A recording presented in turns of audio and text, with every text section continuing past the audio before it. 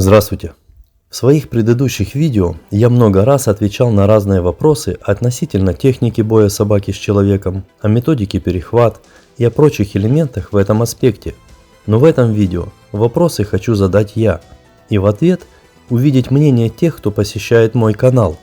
Эти вопросы будут из числа тех, которые я постоянно задаю тем, кто отвергает эффективность методики перехват. И мне будет очень интересно прочитать в комментариях что-то новое в этом направлении. А пока я буду рассуждать на эту тему, на экране будут кадры, где я работаю с немецкой овчаркой разведения клуба «Каскад» в манере, которая не будет резать глаза всем противникам методики перехват. Итак, сейчас я озвучу ответы на вопросы, которые я получал от кинологов, отвергающих перехват, а вы можете сравнить их со своей версией ответов. Вопрос первый. Должна ли собака уметь кусать противника за разные части тела? На это они всегда говорят однозначно «да». Следующий вопрос. Если собаке, которая держит захват, выворачивают шею, ей нужно терпеть, пока ее сломают? Нет, говорят кинологи, в таком случае она должна прекратить хватку и возобновить ее в другом месте. Идем дальше.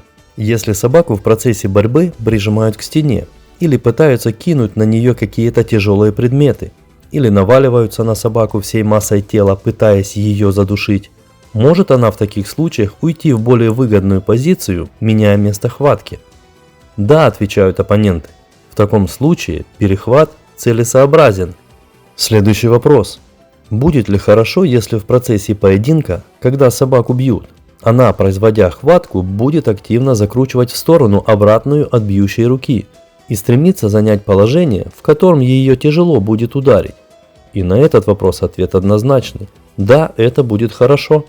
А если собака схватит бьющую руку и также будет активно работать, не подставляясь под удары, при этом, как и во всех перечисленных случаях, проявляя качественную хватку, будет это приветствоваться? И здесь я слышал ответ «да». И после этого я всем задаю главный вопрос.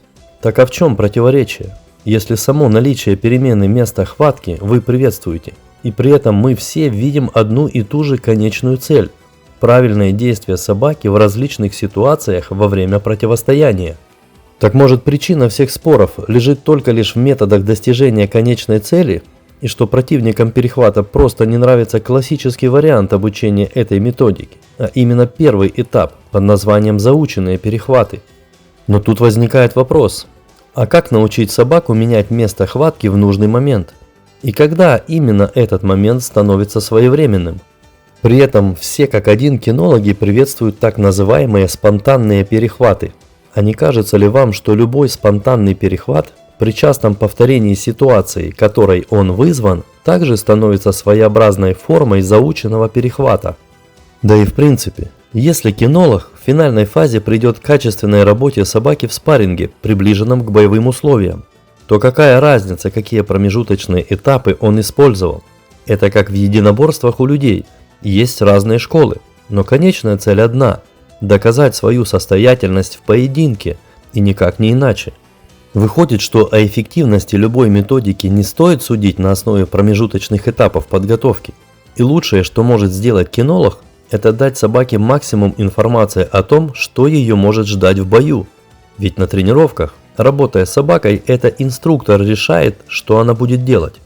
Одна и та же собака, в зависимости от манеры его работы, будет делать и перехват, и держать хватку в одном месте. Инструктор просто показывает ей разные формы поединка, и чем больше собака будет их знать, тем лучше она адаптируется к противнику в бою. Хотелось бы узнать ваше мнение на этот счет. С вами был Петручок Владимир. Всего вам доброго. До новых встреч.